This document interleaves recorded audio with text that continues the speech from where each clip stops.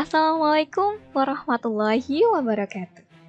Selamat datang di pembelajaran matematika wajib. Mari bersinergi bersama di semester genap. Sebelum kita memulai pembelajaran pada semester genap, yuk kita belajar dulu. Belum apa-apa udah belajar, Bu. Yes, kita belajar dari seekor burung hantu. Kok bisa?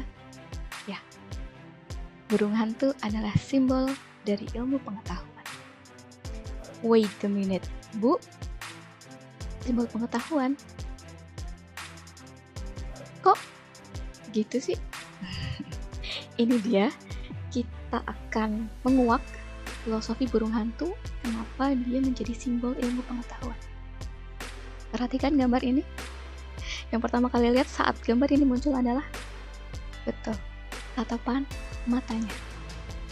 Burung hantu itu punya sepasang bola mata, ya, yang hanya bisa fokus ke depan saja.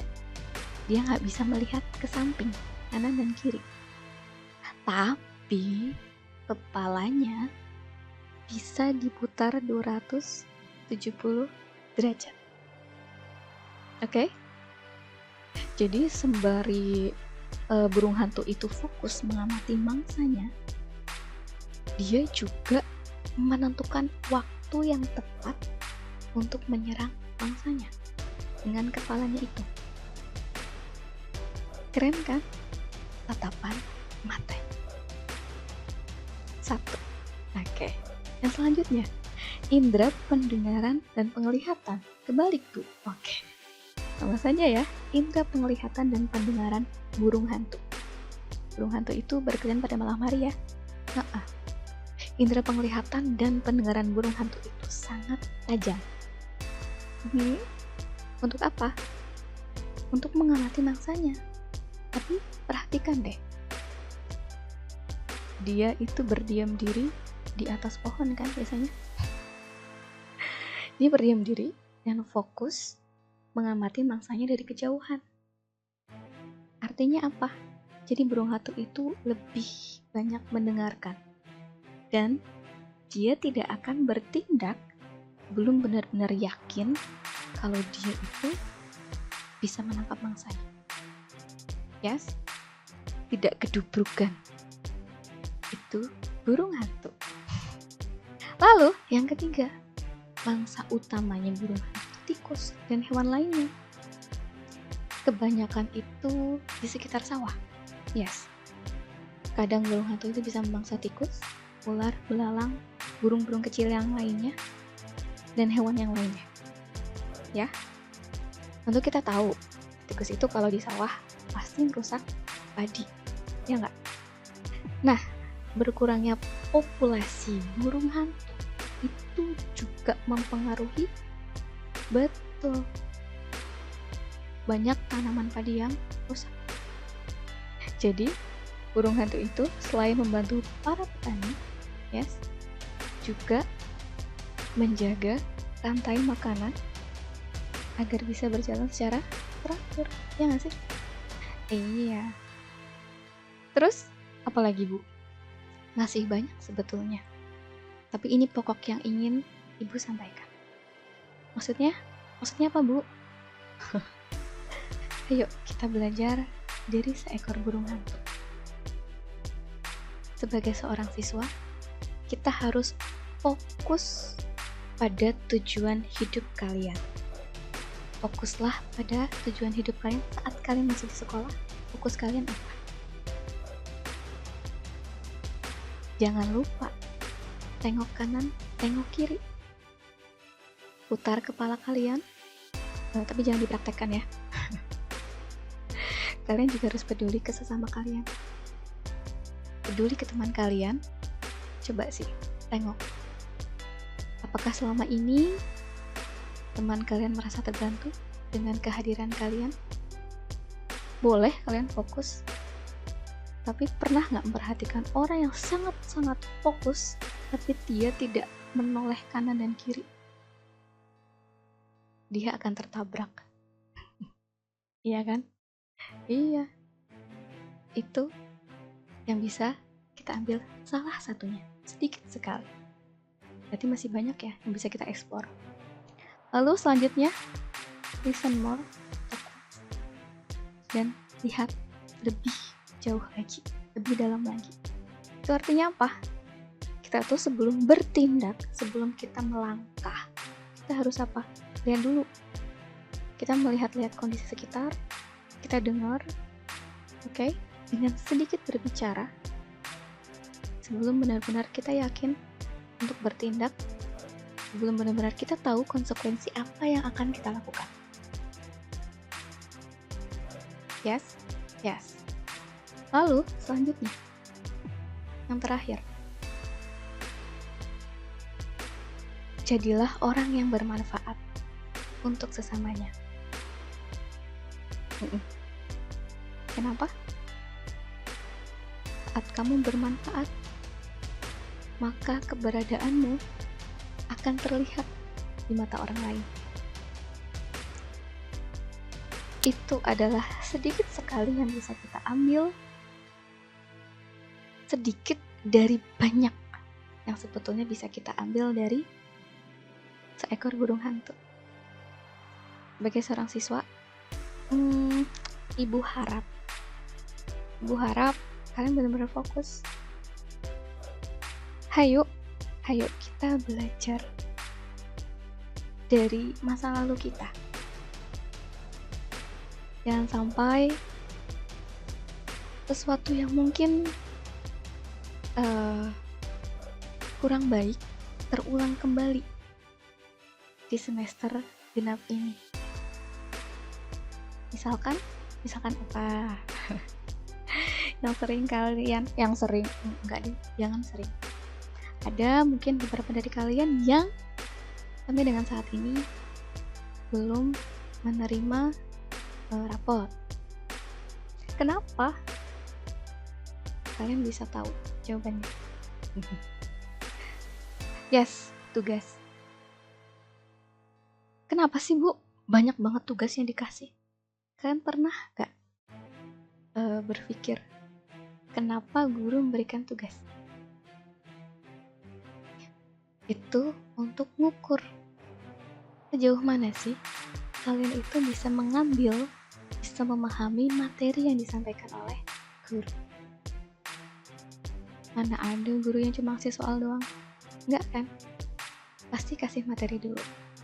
Kasih materi, kalau dalam matematika, kasih materi, ada contoh soalnya, baru diberikan soal yang sedikit mirip alurnya dengan contoh soal. Iya, untuk mengukur, oh ternyata ini bisa. Ternyata kalian bisa mengerjakan soal itu, berarti kalian sedikit memahami dari materinya. Gak cuma sedikit, mungkin banyak. Sedikit itu kalau yang nyontek. Jadi, Ibu mohon, karena tugas itu untuk mengukur kemampuan kalian, bukan untuk aku harus dapat 100 di tugas ini, bagaimanapun caranya. Bagaimanapun caranya aku harus dapat 100. Enggak. Kamu kalau dapat misalkan 50, tapi kalian benar-benar paham step by stepnya, hanya keliru di bagian misalkan perhitungan dan lain-lain, tapi kalian paham, kalian mengerjakan sendiri, itu lebih Ibu acungi jempol daripada kalian dapat 100 tapi apa? Tata letak dari penulisan jawaban sama antara satu dengan yang lain, titik komanya sama, kesalahan sama pada setiap jawaban. Padahal mungkin ada yang berbeda kelas. Jawabannya jalan-jalan ya. Itu 50 lebih Ibu hargai daripada 100. Tapi sama tata letaknya, tata letak kalimatnya, tanda bacanya sama, kesalahannya sama, dan nilainya sama. Itu Ibu hargai menulisnya. Gitu ya. Yes. Tugas untuk mengukur kemampuan kalian, bukan untuk membebani kalian.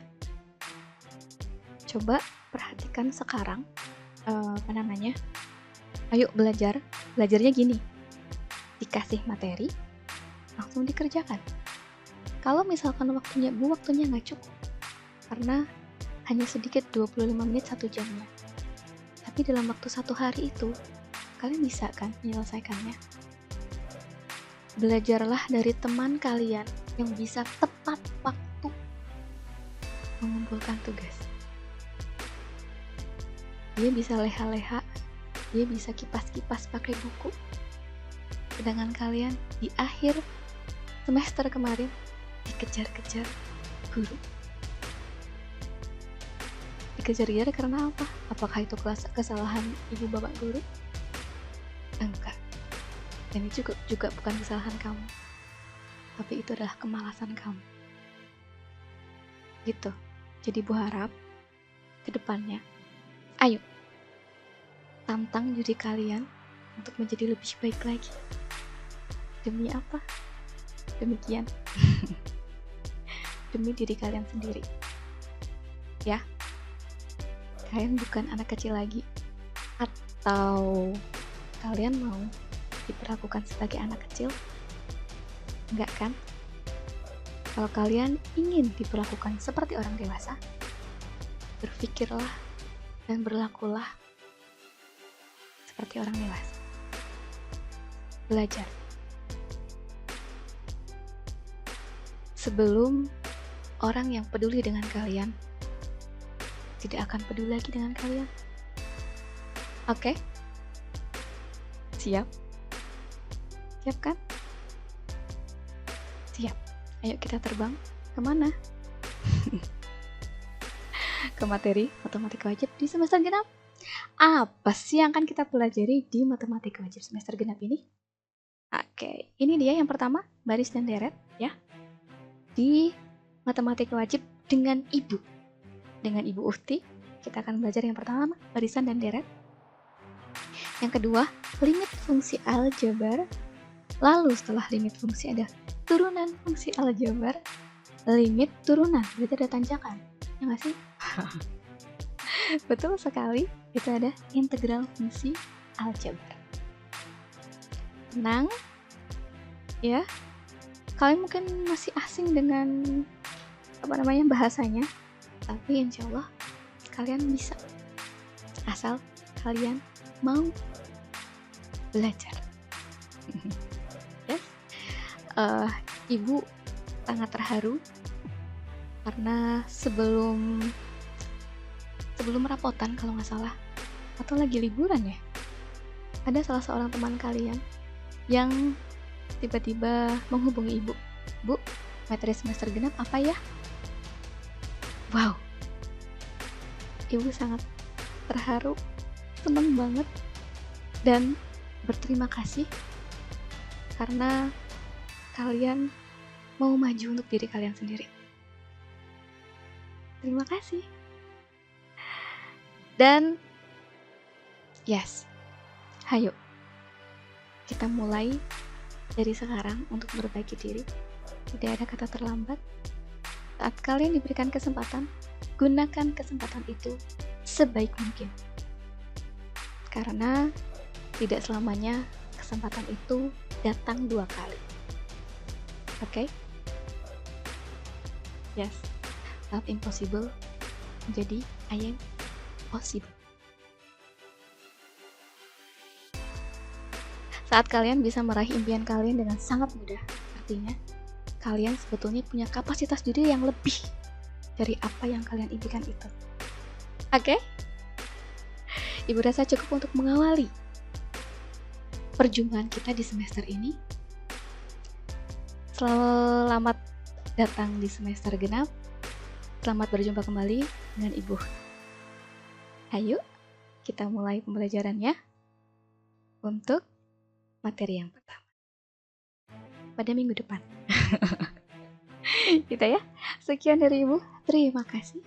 Wassalamualaikum warahmatullahi wabarakatuh.